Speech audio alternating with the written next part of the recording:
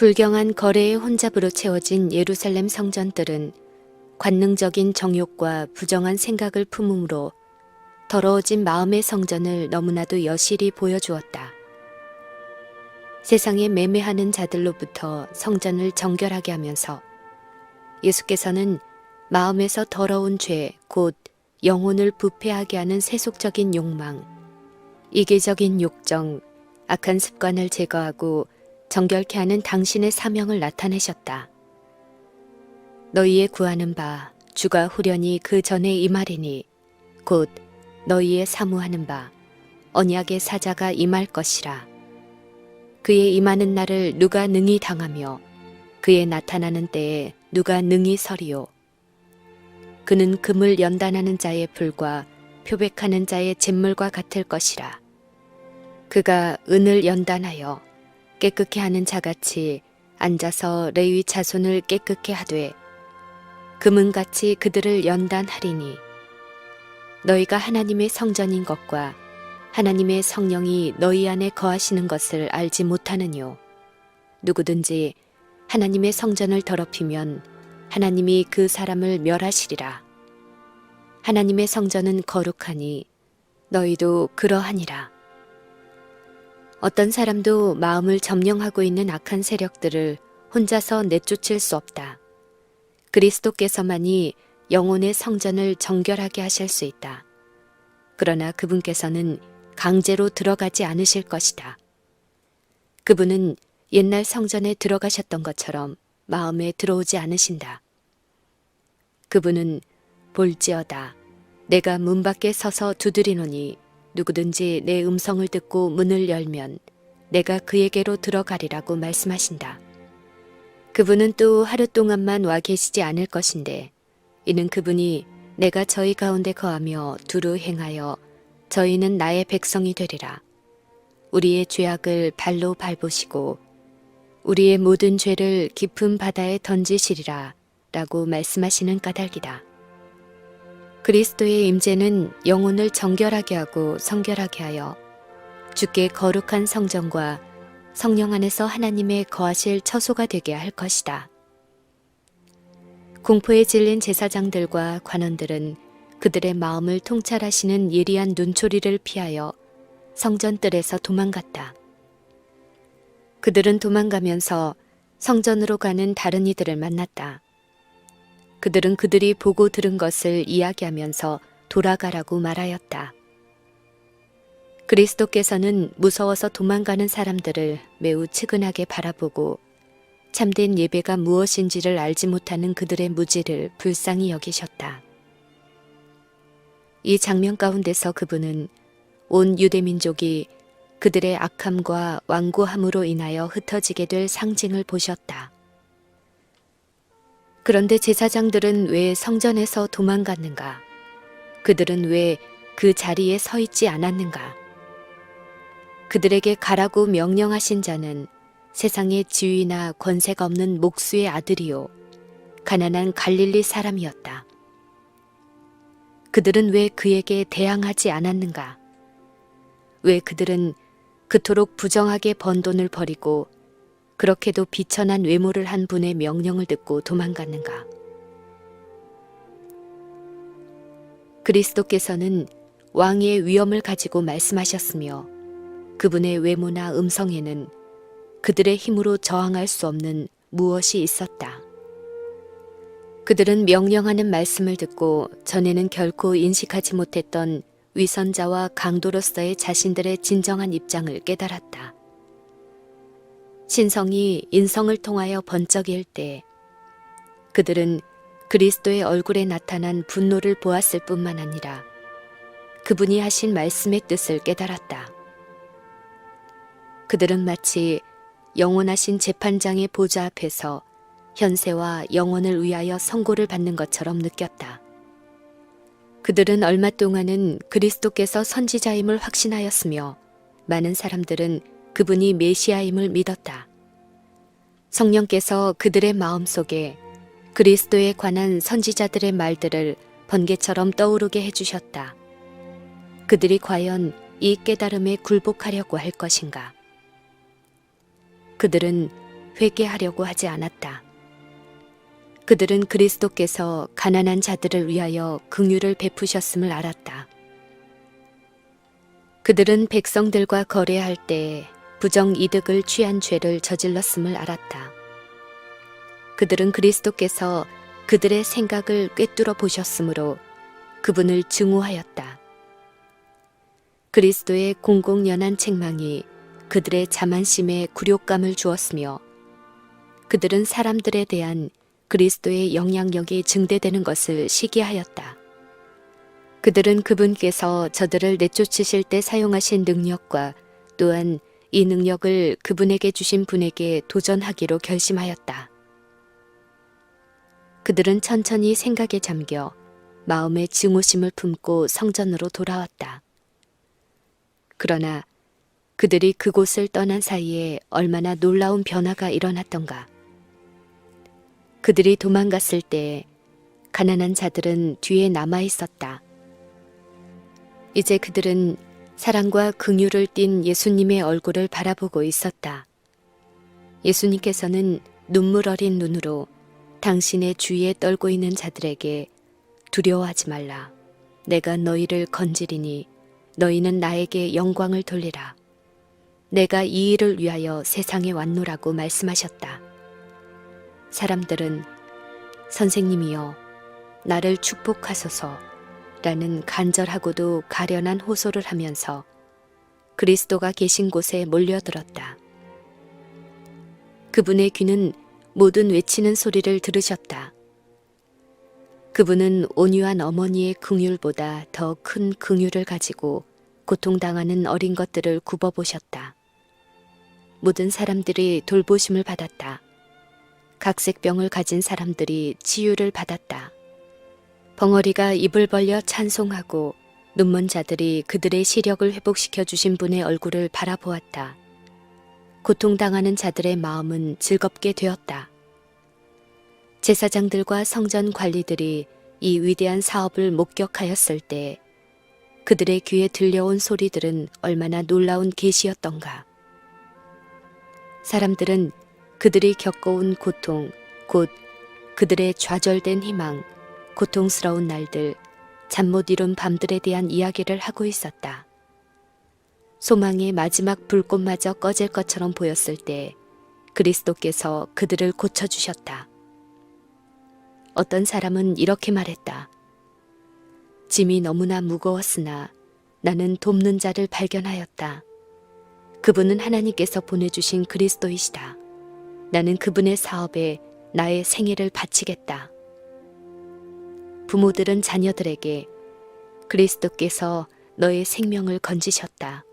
내 목소리를 높여서 그분을 찬송하라고 말하였다. 유년들과 청소년들, 아버지, 어머니들, 친구들과 목격자들이 목소리를 합하여 감사와 찬송을 드렸다. 소망과 기쁨이 그들의 마음을 채웠다. 평화가 그들의 마음에 깃들었다. 그들은 심신이 회복되어 고향으로 돌아가 각처에서 예수님의 비할 데 없는 사랑을 선전하였다. 그리스도께서 십자가에 달리시던 때에 이와 같이 나음을 입었던 자들은 십자가에 못 박게 하소서, 십자가에 못 박게 하소서라고 외치던 폭도들에게 가담하지 않았다. 그들은 예수님을 동정하였다. 그것은 그들이 그리스도의 크신 긍휼과 놀라우신 능력을 깨달았기 때문이다. 그들은 그분이 그들의 구주이심을 알았다. 그것은 그분께서 그들에게 심신의 건강을 주셨기 때문이다. 그들은 사도들이 전파하는 말씀을 들었으며 그들의 마음속에 들어간 하나님의 말씀은 그들에게 깨달음을 주었다. 그들은 하나님의 자비의 사자들이 되었으며 그분의 구원의 도구가 되었다. 성전뜰에서 도망갔던 무리들은 잠시 후에 슬금슬금 되돌아왔다. 그들은 그들을 사로잡았던 공포에서 얼마간 회복되었으나 그들의 얼굴에는 머뭇거리고 주저하는 기색이 보였다. 그들은 예수님이 하시는 일을 바라보고 놀랐으며 메시아에 관한 예언의 말씀이 그분에게서 성취되었음을 깨달았다. 성전을 더럽힌 죄는 주로 제사장들에게 있었다. 성전들이 시장으로 변하게 된 것은 제사장들의 결정에 의해서였다. 백성들은 비교적 무죄하였다. 그들은 예수님의 거룩한 권위에 감명을 받았지만 그들에게 제사장들과 관원들의 영향은 절대적이었다. 그들은 그리스도의 사명을 일종의 혁신으로 간주하고 성전의 주관자들이 허용한 것을 간섭할 권리가 그분에게 있는지 의문을 가졌다. 그들은 장사가 방해를 받았으므로 감정이 상했다. 그리하여 그들은 성령의 호소를 짓눌러 버렸다.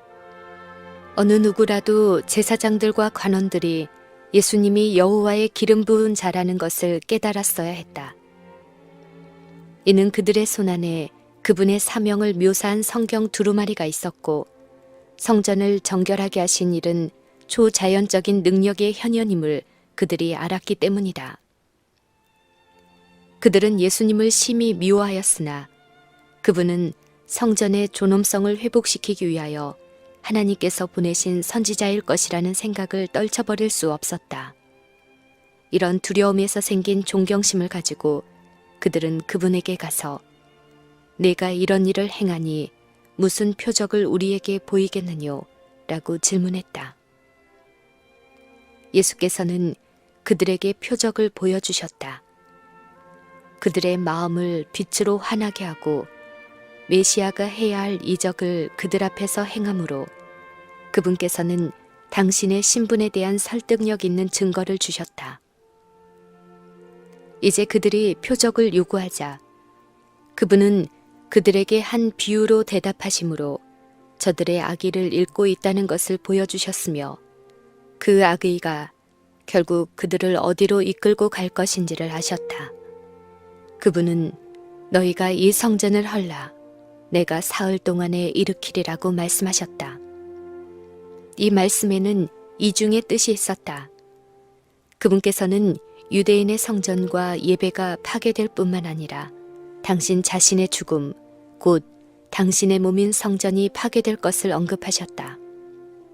유대인들은 이미 이 일을 음모하고 있었다. 제사장들과 관원은 성전으로 되돌아왔을 때 이미 예수님을 죽임으로써 말썽을 일으키는 자를 제거하자고 제안하였다. 그러나 그분께서 그들 앞에 그들의 의도를 드러내셨을 때 그들은 그분의 말씀을 이해하지 못했다. 그들은 그분의 말씀을 단지 예루살렘 성전에만 적용시켜 분노한 가운데 이 성전은 46년 동안의 지역권을 네가 3일 동안에 일으키겠느뇨 하고 외쳤다. 이제 그들은 예수께서 그들의 불신을 정당화시켜 주었다고 생각하고 그분을 거절할 것을 다짐했다. 그리스도께서는 불신하는 유대인들이나 심지어 당신의 제자들까지도 이때 당신의 말을 깨닫도록 의도하지 않으셨다. 그분께서는 당신의 말씀이 원수들에 의해 곡해되고 당신을 거절하는 데 쓰이리라는 것을 아셨다. 그분께서 신문을 받으실 때 그 말씀은 고소의 재료로 그리고 갈바리에서는 그분에 대한 조롱거리로 쓰여질 것이었다. 그러나 지금 그것을 그들에게 이야기해 준다면 제자들은 그리스도의 고난에 대하여 알게 될 것이며 아직은 감당할 준비를 갖추지 못한 슬픔을 그들에게 안겨주게 될 것이었다. 그리고 그 설명은 편견과 불신의 결과를 유대인들에게 너무 일찍 드러내는 일이 될 것이었다. 이미 그들은 그분께서 마치 도수장으로 끌려가는 어린 양과 같이 되시기까지 그분을 끈질기게 쫓아다닐 길에 들어섰다. 그리스도께서 이 말씀을 하신 것은 당신을 믿는 자들을 위해서였다. 그분께서는 그 말씀이 되풀이될 것을 아셨다. 유월절에 하신 그 말씀은 수많은 사람들이 들을 것이며 세계 각처에 전달될 것이다. 그분께서 죽은 자 가운데서 부활하신 후에 그 말씀의 의미가 명백하게 될 것이었다. 그 말씀은 많은 사람들에게 그리스도의 신성에 대한 결정적인 증거가 될 것이었다. 예수의 제자들까지도 그들의 영적 흑암 때문에 그리스도의 교훈을 이해하지 못하는 때가 흔히 있었다. 그러나 뒤이어 일어난 사건들로 인하여 이 교훈들 중 많은 것들이 명백하게 되었다. 그분께서 더 이상 그들과 동행하지 않게 되었을 때 그분의 말씀은 그들에게 지주가 되었다. 예루살렘 성전에 대하여 언급하면서 구주께서 하신 이 성전을 헐라 내가 사흘 동안에 일으키리라. 이 말씀은 듣는 자들이 이해한 것 이상의 깊은 의미가 있었다. 그리스도께서는 성전의 기초요 생명이셨다. 성전의 봉사는 하나님의 아들의 희생을 표상했다. 제사장직은 그리스도의 중보적 성격과 사업을 나타내기 위해 제정되었다. 희생 제도의 전체적인 계획은 세상을 구속하기 위해 구주께서 죽으실 것을 예표하였다. 여러 세대 동안 가리켜왔던 큰 사건이 완성되는 때에 이 제사들의 효험은 없어지게 될 것이었다. 모든 제사 제도가 그리스도를 상징하는 것이었으므로 그분을 떠나서는 아무런 가치가 없었다. 유대인들이 그리스도를 죽음에 넘겨줌으로써 그분을 최종적으로 거절하였을 때 그들은 성전과 그 봉사의 의미를 부여했던 모든 것을 거절한 것이었다. 성전의 신성성은 떠나갔다. 성전은 파괴당할 운명에 처해 있었다. 그날부터 희생 제물과 그것과 관련된 의식은 무의미하게 되었다. 가인이 드린 제물처럼 그것들은 구주를 믿는 믿음을 표현하지 않았다. 유대인들은 그리스도를 죽임으로써 그들의 성전을 실제적으로 파괴했다. 그리스도께서 십자가상에서 운명하실 때에 성소 안의 휘장이 위에서 아래로 두 갈래로 찢어진 것은 곧 최후의 큰 희생이 치러졌다는 것과 희생 제물을 드리는 제사 제도가 영원히 종말을 고하였다는 것을 의미하는 것이었다. 내가 사흘 동안에 일으키리라. 구주께서 돌아가셨을 때 흑암의 권세가 승리한 것처럼 보였으며 그들은 승리로 기뻐 날뛰었다. 그러나 예수께서는 요셉의 갈라진 무덤에서 정복자로서 부활하셨다. 정사와 권세를 벗어버려 밝히 드러내시고 십자가로 승리하셨느니라. 그리스도께서는 당신의 죽음과 부활로 말미암아 주께서 베푸신 것이요 사람이 한 것이 아닌 참 장막에 부리는 자가 되셨다. 유대인의 성막은 사람들이 건축했다. 유대인의 성전도 사람이 건축했다. 지상에 있는 것의 원형인 하늘 성소는 인간 건축가가 세운 것이 아니었다. 보라, 순이라 이름하는 사람이 여호와의 전을 건축하고 영광도 얻고 그 위에 앉아서 다스릴 것이요 또 제사장이 자기 위에 있으리라. 그리스도를 예표하던 희생 제사는 끝났다. 그러나 사람들은 세상의 죄를 위하여 바쳐진 참된 희생 제물에 눈을 돌렸다. 지상의 제사장 직분은 그쳤다. 그러나 우리는 새 언약의 중보이신 예수님과 아벨의 피보다 더 낫게 말하는 뿌린 피를 바라본다. 첫 장막이 서 있을 동안에 성소에 들어가는 길이 아직 나타나지 아니한 것이라. 그리스도께서 장래 좋은 일의 대제사장으로 오사 손으로 짓지 아니한 더 크고 온전한 장막으로 말미암아 오직 자기 피로 영원한 속죄를 이루사 단번에 성소에 들어가셨느니라. 그러므로 자기를 힘입어 하나님께 나아가는 자들을 온전히 구원하실 수 있으니 이는 그가 항상 살아서 저희를 위하여 간구하심이니라. 성전의 봉사가 지상에서 하늘의 성전으로 옮겨지고 성소와 우리의 크신 대제사장이 인간의 눈에는 보이지 않을지라도 제자들은 그것으로 말미암아 조금도 손실을 당하지 않을 것이었다. 그들은 구주의 부재로 말미암아 그들의 교통이 단절되거나 능력이 감퇴되는 일이 없음을 깨닫게 될 것이었다. 예수께서는 하늘 성소에서 봉사하는 한편 당신의 성령을 통하여 여전히 지상의 교회를 섬기는 자가 되신다. 그분은 육안에서는 사라지시나 떠나가실 때 볼지어다 내가 세상 끝날까지 너희와 항상 함께 있으리라 하신 약속은 성취된다. 그분께서는 당신보다 낮은 교역자들에게 당신의 능력을 위임하시지만 활력을 주는 그분의 임재는 아직도 그분의 교회와 함께 하신다. 그러므로 우리에게 큰 대제사장이 있으니 곧 하나님 아들 예수시라. 우리가 믿는 도리를 굳게 잡을지어다.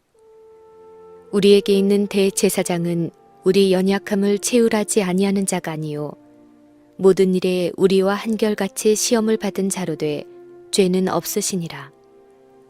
그러므로 우리가 긍휼하심을 받고 때를 따라 돕는 은혜를 얻기 위하여 은혜의 보좌 앞에 담대히 나아갈 것이니라.